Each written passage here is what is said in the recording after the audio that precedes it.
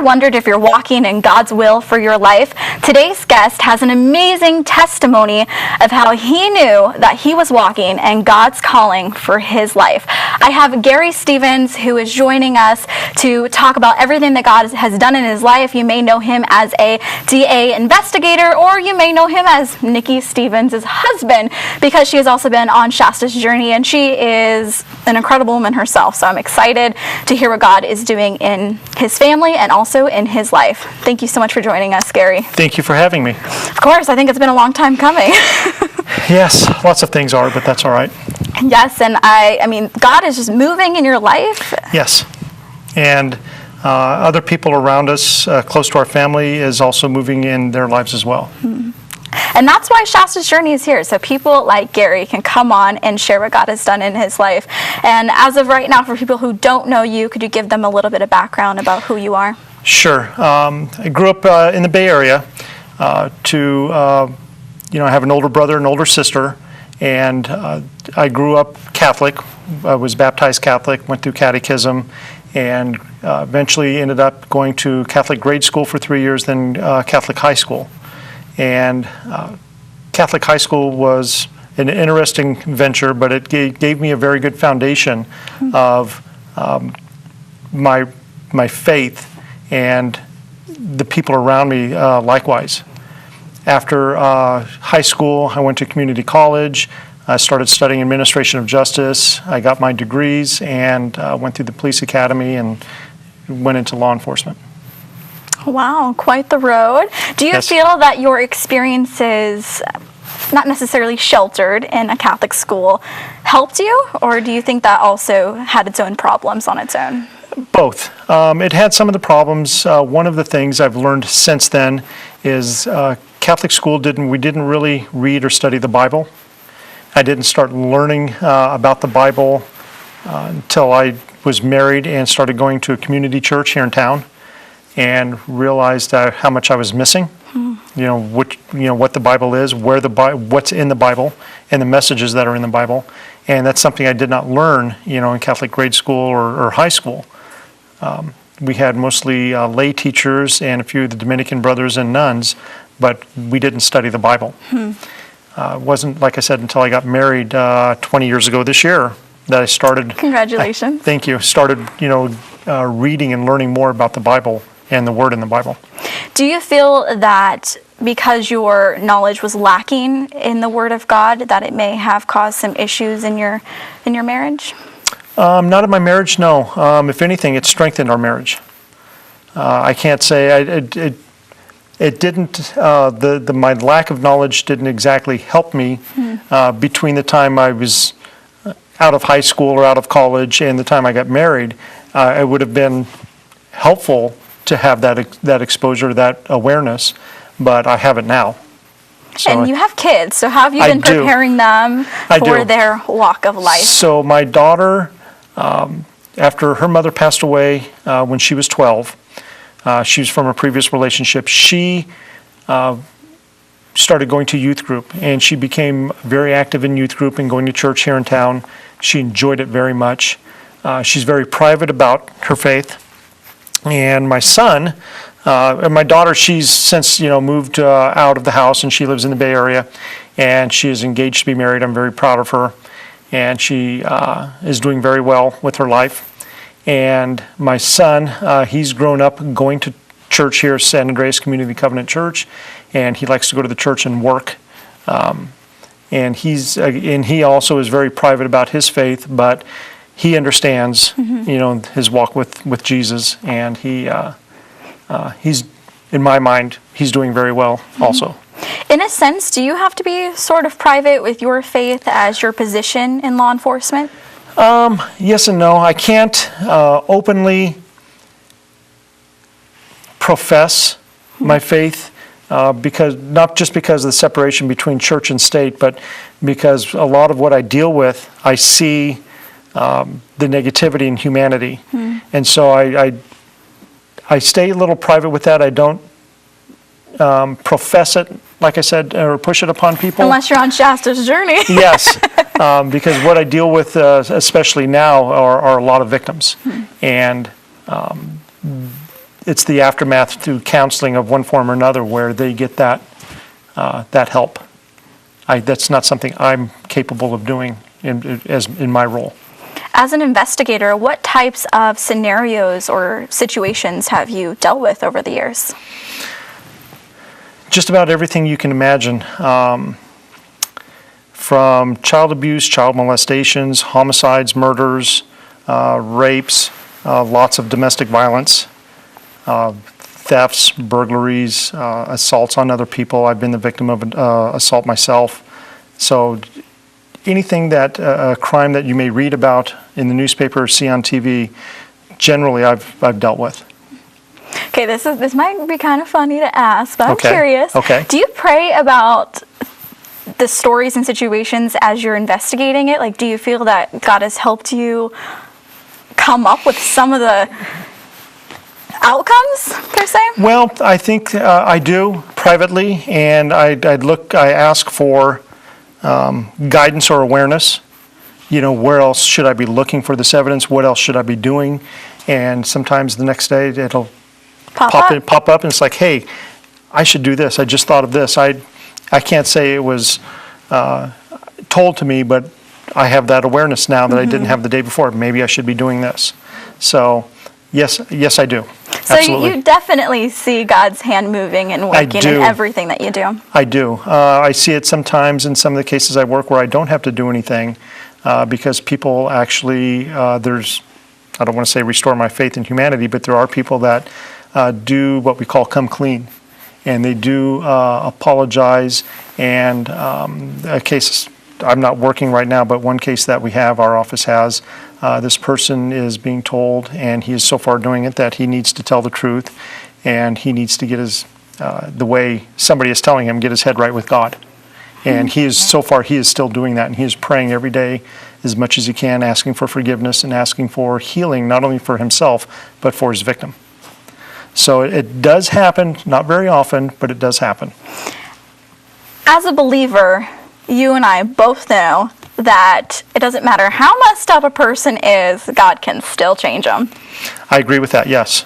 But it's almost like somebody that has an addiction. They have to be willing to acknowledge that and take that first step. Absolutely. And that's something that you guys should keep in mind. It doesn't matter how much you're praying for somebody, that person still has to make the decision. Yes.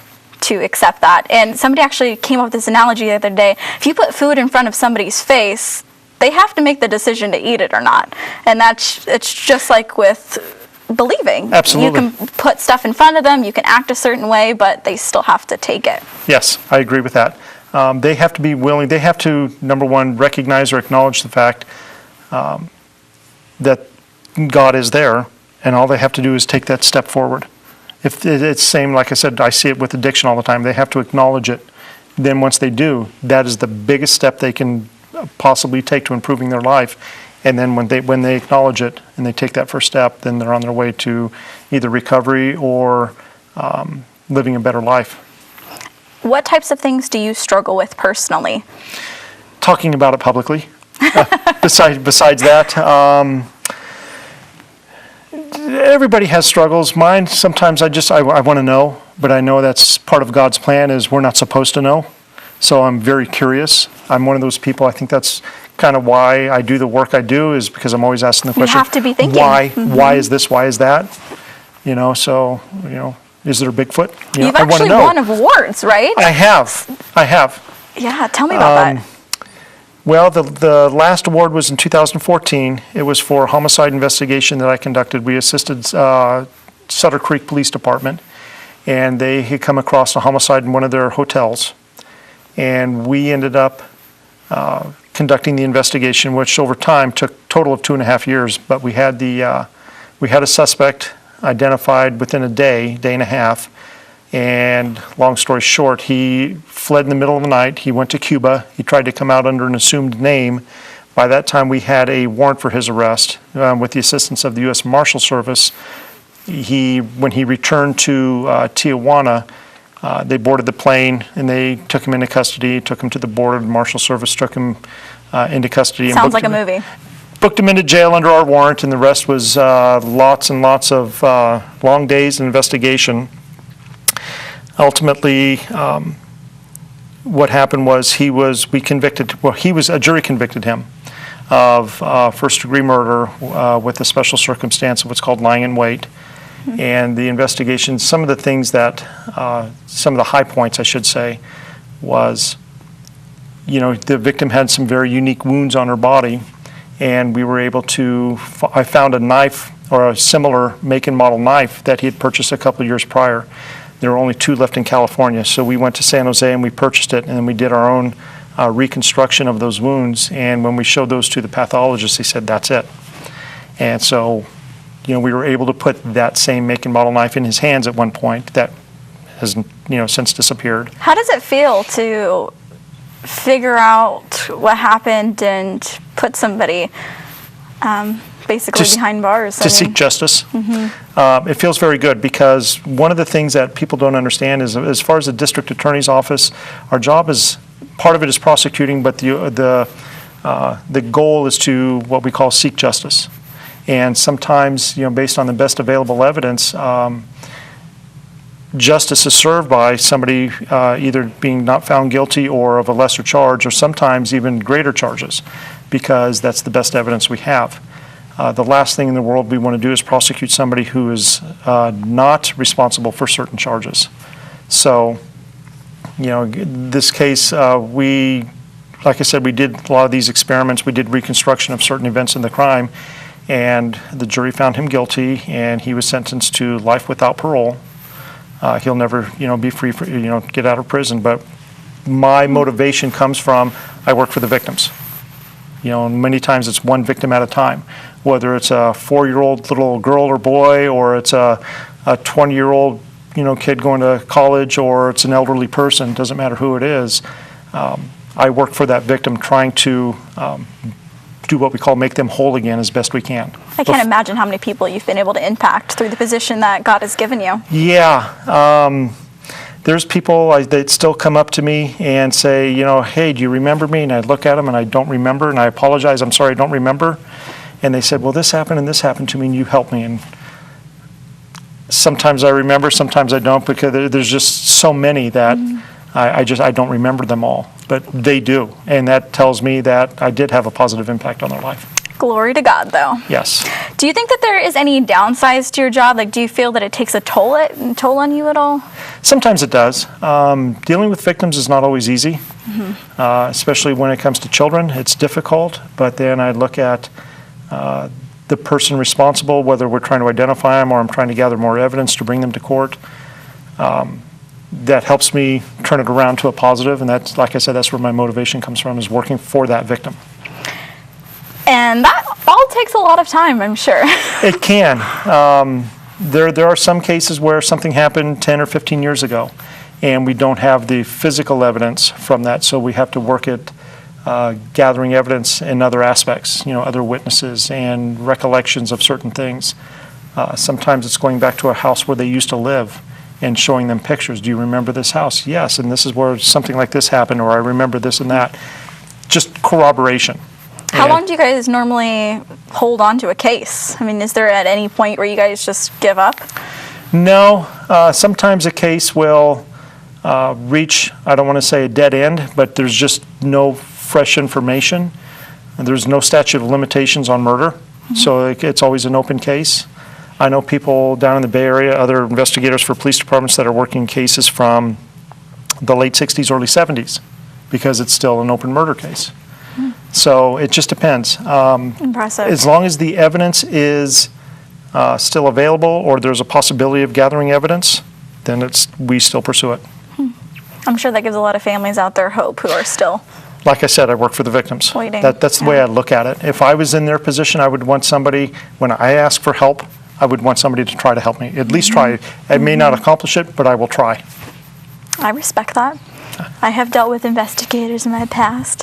In 2013, my uncle Eric went missing, and it was a huge search and rescue, and they had no idea what happened to him. Turns out he got into a car accident, but during the 8-day search, the investigator wanted to know, did you kill him? Did this happen? Did this happen? They have to look at all. Yes. All different scenarios. You got to point fingers to things that might even not be pointed. It's pretty I used to be a intense. search and rescue manager, and that was one of one of the aspects we look at when we're looking for somebody lost in the hills.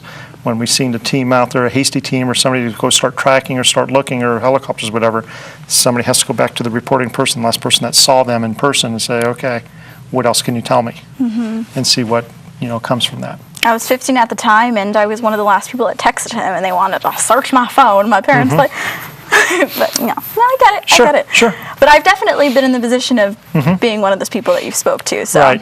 I mean, what they do is incredible. Also, a lot of hard work, I'm sure. Yes. How do you manage to not take it home with you, though? Because there's some jobs like yours Yeah. where you can take the stress home, and it can affect your relationship. And It can. Something I learned when I was younger and going to college was talking to these old-timer cops, these old school cops. And they, one of the things, a couple of them told me, they said, don't take work home. Leave work at work. I said, well, what do you mean? Because I'm young and energetic and I want to get out there and I want to do this and do that. And they said, leave work at work. Because if you take work home, you'll either turn into an alcoholic, you'll come home, kick the dog, yell at the wife. It's a miserable life. And you should not, it's a job. Even though it is a career, it's still just a job. That's a good Your reminder. life and your personal life is more important. Your family is the most important thing, not the job. So I've always, tried to remember that and take that home and bring that home with me. what types of things do you do, whether that's on a daily basis, a weekly basis, a monthly basis, to be the man of God that you desire to be, also the husband you desire to be, and the father? Oh boy, I know, a mouthful. that's a lot. Well, aside from going to church every Sunday, my daily walk, I question, should I be doing this? Is this what I'm supposed to do? So no work on Sundays. That's a no-no. Unless I get the phone call that you need to come to work, yes. It's kind of a constant self-evaluation. Is this the right thing to do? Should I be doing this? What else? How else can I talk to my son so he understands? And give him some guidance. Every day, when we're all home together, because we have very busy schedules. When we sit down, we'll have him pray. We change, who's going to say, prayers over our meal. And sometimes when he's done, because he's 17 and I want this to be a short week and I hope I do good on my test, this type of thing, one of us, Nikki or I, will add some more prayers. Pray for our country, pray for our leaders, pray for our military that are overseas that can't be with their family. Pray for those who don't know God. Pray for those who are sick and need His healing hand. Things like that. There's lots to be prayed for. Absolutely, every day. What about you? What do you need prayers for if people are watching? To help, to give me strength to keep doing what I'm doing, to keep the attitude that I have, to keep doing, what I do. Not just in my daily walk, but in the work that I do and the other people that are still trying to help other people that need help. Not just, a healing hand, but to keep that motivation and drive to try to do the right thing to help other people that need awareness or their, I don't want to say faith restored in humanity, but to understand that there are other people out there that are willing to help them regardless of who they are, whatever their status is or their station in life. Well, I'll be in prayer. You guys will be in prayer too. You guys can check us out on Shasta's Journey on all social media platforms and be in prayer with Gary for me, and I would greatly appreciate that. And when it comes to what God has done in your life, what other things has He done for you? Oh, lots. There's lots of... 30 minutes is never enough to talk about everything God has done. Yeah, there's lots of things I can say that I'm blessed for. As a patrol deputy here in this county, I was on patrol, and I made a traffic stop, and a man opened fire on me with a machine gun and filled my car full of bullet holes, and one bullet came through the windshield, struck me in the chest, actually struck me in the badge of all places. My vest underneath the badge is what actually, stopped the energy. Otherwise, we feel it would have perforated the badge and entered my chest. And I, backed my car up to exit what we call the kill zone, and I gave chase. Day and a half long manhunt. Another deputy, was wounded. A police dog was wounded. And, people have said, well, you had angels watching over you, because that's, yeah. Like I said, there's many things I've been blessed with. I had a great childhood growing up. I don't have any bad memories. I went to Alaska fishing with my parents. My high school graduation, everybody wanted a car. I already had a car and a job, so I went hunting with my father, in Montana, and a couple of his friends. I suffered a significant knee injury I was able to recover from and still continue going to law enforcement. So I've been blessed in a lot of ways. I'm blessed with a beautiful wife and a great family. A job that I love because I'll attest to that. I get to help people. So, and not everybody gets to say that. So, that's kind of where I'm at. What advice do you have for people who are watching this and thinking, what am I doing with my life? How can I give glory to God with what I'm doing? Well, there's always, if you're bored, you can always sit down and read the Bible.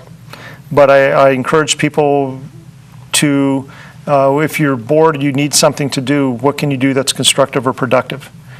And no matter where you are or what you're doing, when you see somebody, and I'm reminded of this quite a bit, you don't know what challenges or what that person is going through at that moment. And not necessarily to stop every stranger and try to help them, but there are people, whether it's through work, through any other service of any other kind, whether it's a neighbor or somebody, to reach out to them and offer to them, I can help you with something. I do that, with my neighbors in my neighborhood. We all reach out and we help each other when they're having difficult times to sit and talk with people. And I think showing our human side to other people is very important because not everybody does that. And we fall short of that a lot of times because we are human, we're not perfect. And we sometimes have to be reminded, and sometimes we have to read the Bible to remind ourselves, which is fine. But because, like I said, we're not perfect, and we should understand that. But there is a plan for us. We're not supposed to know the plan, so we need to keep striving towards what the Bible says. Amen. What is your favorite Bible verse? Sorry to put you on the spot. I know there's boy. a lot. I'm absolutely horrible with Bible verses. One of my favorites is, I want to say Jeremiah 29. 11? Yes, which is. For I know the plans I have for you, declares the Lord, plans to prosper you. And no, I did not read that. That and another one I don't remember. I want to say it's in Psalms, but it's though I walk through the valley of the shadow of death. Mm-hmm. Is that no? That's not. Is that in Psalms? That's a good verse either way. Yes. Hey. I shall fear no evil.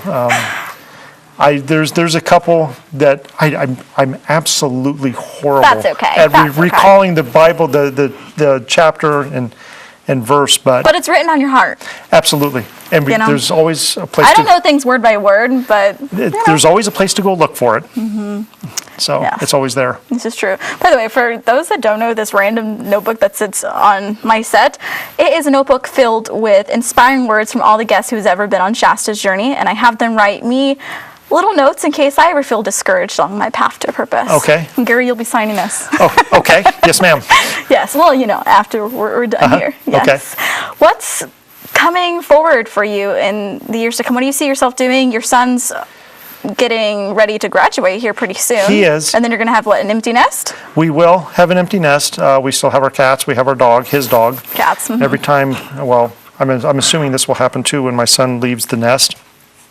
He will leave his pet behind just as my daughter did, and we still have her. The cat that, she's kind of a pain in the rear. Because more cat person, dog person? I love them both as long as they have a personality. Oh, okay. Okay. I don't like, animals that are mean. We've raised our animals. They're all rescues. We don't necessarily pay for animals. All of our animals were rescues at one point. And, when you get to know them and you watch their personalities develop and grow, you almost get a sense that they understand that and they appreciate being given an opportunity or a chance. So what's in it for me the next few years is just I'm still young enough where I can keep working. I enjoy work. Yeah, retirement's not coming anytime soon. So no, I was eligible. I reached minimum age to retire a few years ago, but like I said, But you love what you do. You still have the energy to do it. I do. I'm still young enough to work. I want to keep working. I enjoy it. There's no reason I'm sure to stop. Nikki's the same way. She'll be working forever, I'm sure. She will be busy doing something, whether it's work, it's volunteering. She has so many different hats. She'll does. Have one of them on either she way. Does. Yeah. She does. And she's also has a servant's heart. She likes to go out and she likes to help other people or serve other people and help them, not just in time of need, but just, whether it's through an organization or Sounds whatever. like a Proverbs 31 woman. Probably, yeah. See, I'm not going to remember that. It's okay. It's all good. Well, I was wondering, previously, like before the show, we were talking about briefly your relationship prior to Nikki. Yes. That you went through a period where you got out of a bad relationship and it kind of left Right. you kind of wondering, what advice do you have for people who are in the situation where either their marriage didn't work out the way that they expected, or they're just alone? I mean, you said it wasn't too bad while you were doing Right. You weren't searching for Nikki, but Right. the Lord was like, here's Nikki. Right. Advice for people is that, God does have a plan for everybody, and whether or not we understand it, my personal belief is we're not supposed to know what it is. That keeps us striving towards living in His Word, or like I, tell people, His light is over there. You need to keep moving towards that, that guidance in our daily walk. So I tell people that no matter how bad things are, somebody else probably has it worse. Mm-hmm. And it doesn't hurt at all to talk to people or ask for help. There's not a church of almost any denomination I can think of in the United States that would turn somebody away that was asking for help. So the help is there. All somebody has to do is, like I said, take that first step. Acknowledge that they want the help or they need the help. Take that first step. If people want to get in contact with you, how do they go about doing that? I currently, even though I live here in San Andreas, I work in Amador County in Jackson, the next county north, and I work for the district attorney's office. I can be reached there, usually Tuesday through Friday, but sometimes that changes, and I'm not always at my desk. Sometimes I'm out in the field. But and anybody here in town knows how to get a hold of me. Okay. I'm always around. Well, you guys can always reach out to me, and I'll see if Gary can speak to you. But mm-hmm. I definitely think you can teach or inspire others. And yes. I hope you guys have been sitting back and you've got something out of this. I know that I have. First off, we're not in control. No. Second off, we don't always know what's going to happen, nor are we supposed to. Right. We're just in it for the ride. Yeah, we're here. Every day is a gift. Mm-hmm. And it's almost as if we've been given this opportunity, and what are you going to do with it? It's up to you. And that was one of the, I guess, caveats of giving us a soul and giving us free will is it's your choice. Here's the living Word, and what are you going to do with it? That's the beautiful thing about free will. We have now we get in trouble though sometimes. That's because we're not perfect, and a lot of times we're not listening. Mm-hmm. Yeah. So true. Well, we're like out of time, guys. This is so sad. I never have enough time to hear what God's doing in somebody's life. But if you guys are interested in sharing what God has done in your life, go to shastajourney.com or look us up on all social media platforms. And do me a favor, be and pray with me for Gary and his family, and also for law enforcement, military, everybody who's really putting their lives on the line, because those are dangerous jobs, and I'm sure there's other jobs. Firefighters, pray for firefighters, because it's sacrifice. It's sacrifice. It is. And I want to thank you so much for being on the show and sharing your testimony. Thank you. It was a blessing to have you on, and hope you guys got something out of it. We're taught, healed, or inspired, and I hope God blesses you guys abundantly. To answer the question I asked you beforehand, do you know what God's will is for your life? Well, Gary answered it. You can't exactly know, but you'll feel His peace, and you'll just know. I know that doesn't make sense, but it will. Have a blessed day, guys.